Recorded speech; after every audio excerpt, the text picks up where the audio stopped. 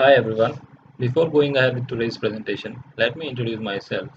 My name is Varun Upadhyay. I'm a penetration tester with over 7 years of experience, plus 2 years of research work during my MS from National Law Institute University. I am into application security, DevSecOps and infrastructure security, etc. So this is the automation of security with DevSecOps.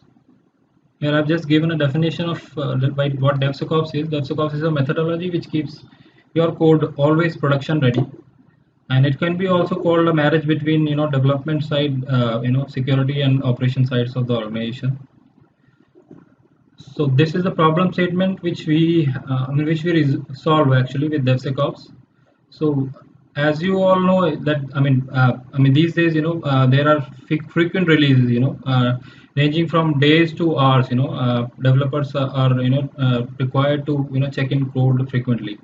So with those changes and frequent commits to the code repositories, security is not able to cope up with the speed, right? So that is where the security integration with DevSecOps comes into picture, and it resolves these issues.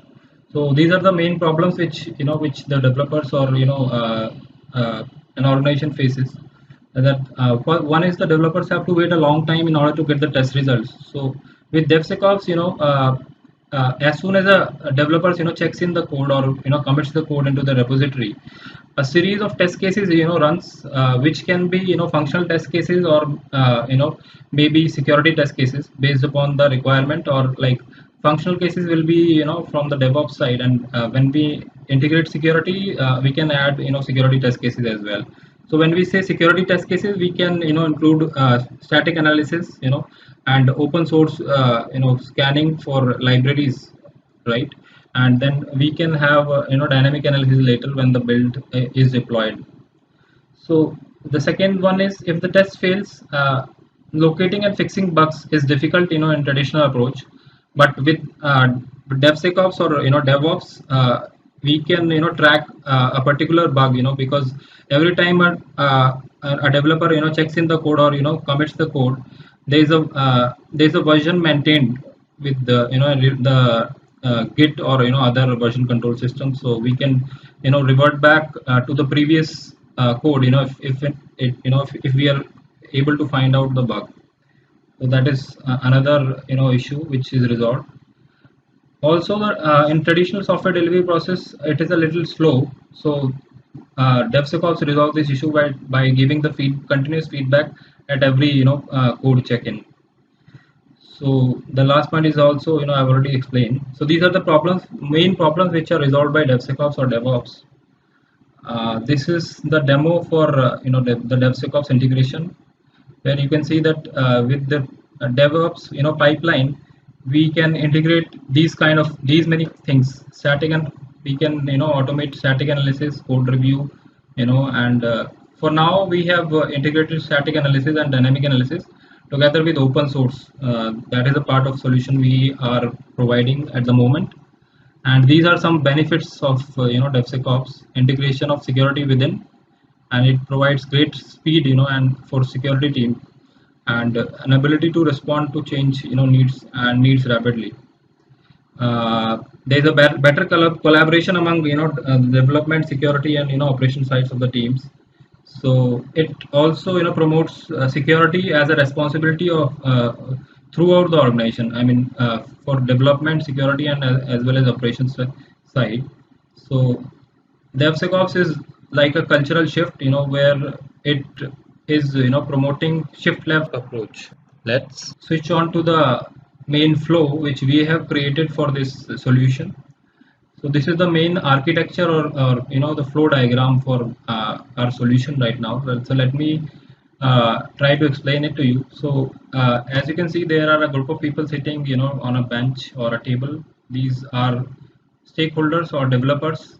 Okay, they are coding their code in an IDE called Eclipse.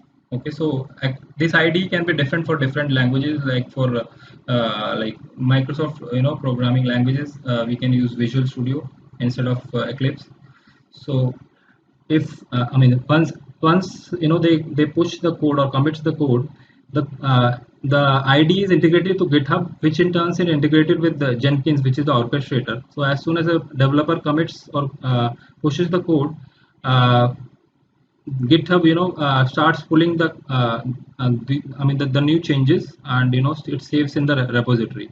And as soon as the GitHub updates, it informs Jenkins about the changes, and then our pipelines comes into picture. So once the Jenkins knows about this change in the repository or the code, the first pipeline which we have created is for static analysis, and then for the open source scanning, and then lastly for dynamic analysis. So firstly, Jenkins, starts the first pipeline, which is for static analysis. And this static analysis pipeline, what it does, it's starts pulling the code, and it starts static analysis of the code and generates a report. And once the report is generated, it is uploaded to the we have used a tool called SonarQube. So there is a dashboard of SonarQube where this report is uploaded automatically. So as soon as the report is uploaded to the SonarQube dashboard, the stakeholders gets notified, and the stakeholders can have a look on the report, and they can fix the issues on this the static part of the code. And we can also deploy a quality gate here, where we can set a baseline where in if the number of issues is less than the baseline, then only the pipeline will proceed further. Otherwise the build will get failed, and the as long as the issues persist, it will not go ahead. But once the developers resolve those issues, and they checks in the code again, and again scanning starts. If the baseline, if the issues are less than baseline, the pipeline will proceed further, and it will trigger the next pipeline, which is for open source scanning. So we have used a tool called dependency check for open source scanning.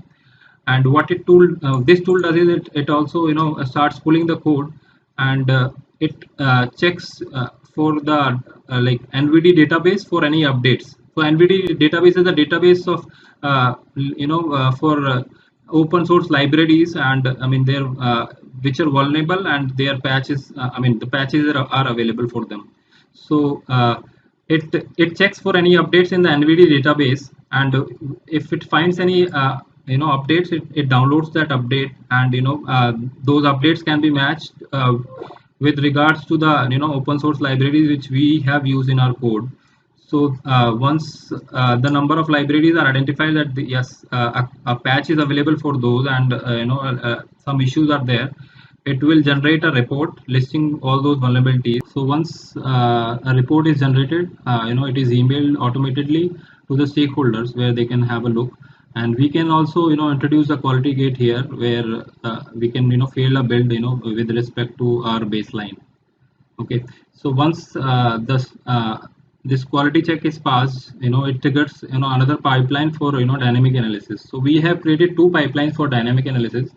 One is for until the application, for deploying the application, and one is for actually starting the dynamic analysis. So the first part of the pipeline is it pulls the code, it builds the code, it packages the code, and it deploys the code. So we have used the Tomcat server for deploy as a web server for deploying the code. So the first part of the pipeline deploys the code on Tomcat server, and then it triggers the next part of the pipeline, which is for dynamic analysis. We have used a tool called Zap for dynamic analysis.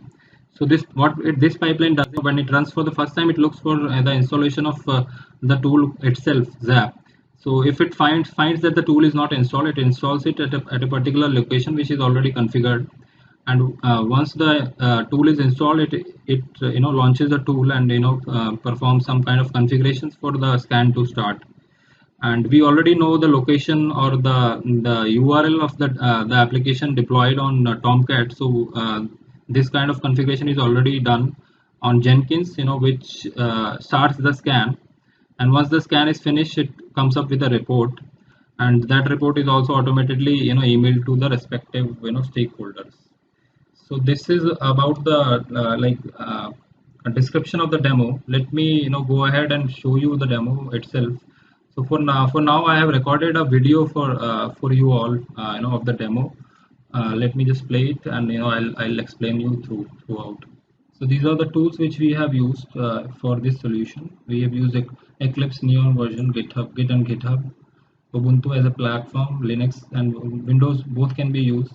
Java, OpenJDK version 11 for Jenkins we have used, and we have used Jenkins 2.2.3. We have used Tomcat as a web server, and we have used these three tools for our security purposes, like SonarQube for static analysis, OWASP dependency check for open source scanning, and OWASP Zap for dynamic analysis.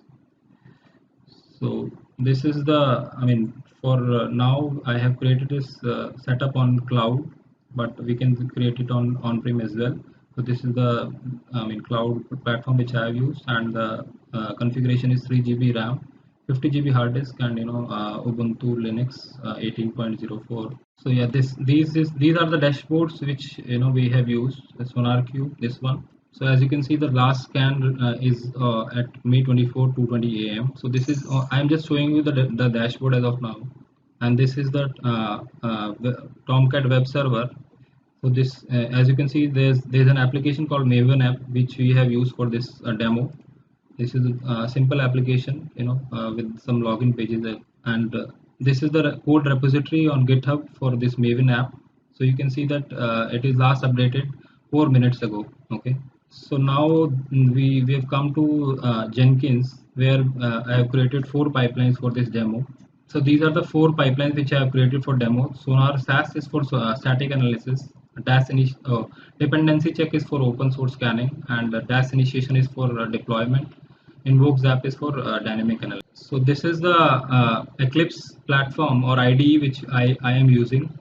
So for demo purposes, I'll just modify or the readme.txt file, and will commit the code. So once I'll save this, it will be reflected in unstaged changes.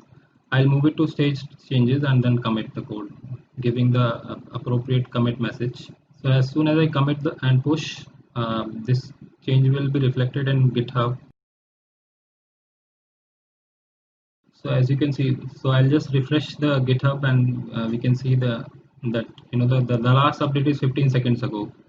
So the updates which we did on Eclipse are being reflected here. So this this might have triggered our pipelines in Jenkins. So you'll see that after a while. So as you can see, there is a build queue in the queue, and we can look inside it by clicking on the console button. So static analysis is initiated already, and we can have a look what is happening right now. So static analysis has finished, and the report is uploaded on the SonarQube dashboard.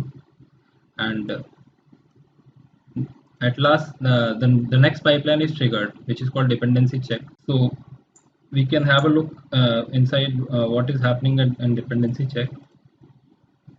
So again, the analysis has started. So before analysis, can you guys see that it is checking for updates in the NVD database, and if the updates are found, it updates the vulnerability database, and then then starts the analysis later on. Analysis has been completed, and you can see the email was triggered, and the report is emailed to a particular email address, or we can have a list of email addresses for all the stakeholders, and finally it triggers the next build or the pipeline for dynamic analysis. So we can have a look inside what is happening in the dynamic analysis part. So as you can see that we are using Maven app, Maven build tool for building this application. So this is this is showing that the application is being built. Once the build is finished, it packages the app, and then deploys the app on Tomcat server. So finally the build succeeds, and the next pipeline is triggered, which is on Invokes app. So by this time our application is up and running on the Tomcat web server. We can have a look. That is not recorded in this demo, but we can have a look and log into the application. So finally, the last pipeline for dynamic analysis is triggered, and we can have a look what is happening inside.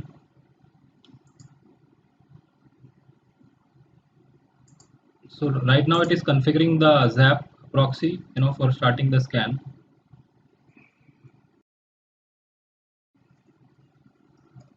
So as you can see, the spider scan has started for dynamic analysis.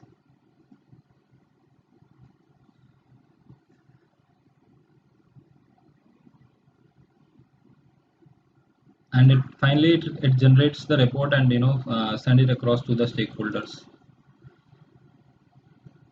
So like this is all about this demo, and I'll show you the reports which are emailed to the stakeholders. So these are the two reports, for one for dependency check and one for the dynamic analysis. So this report is for dependency check, open source scanning.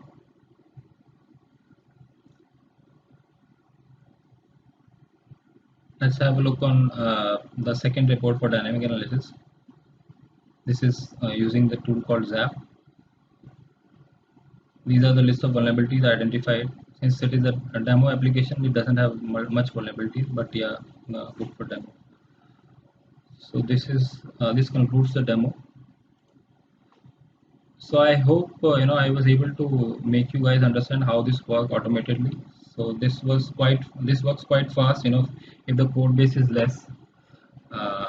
So yeah, that's all.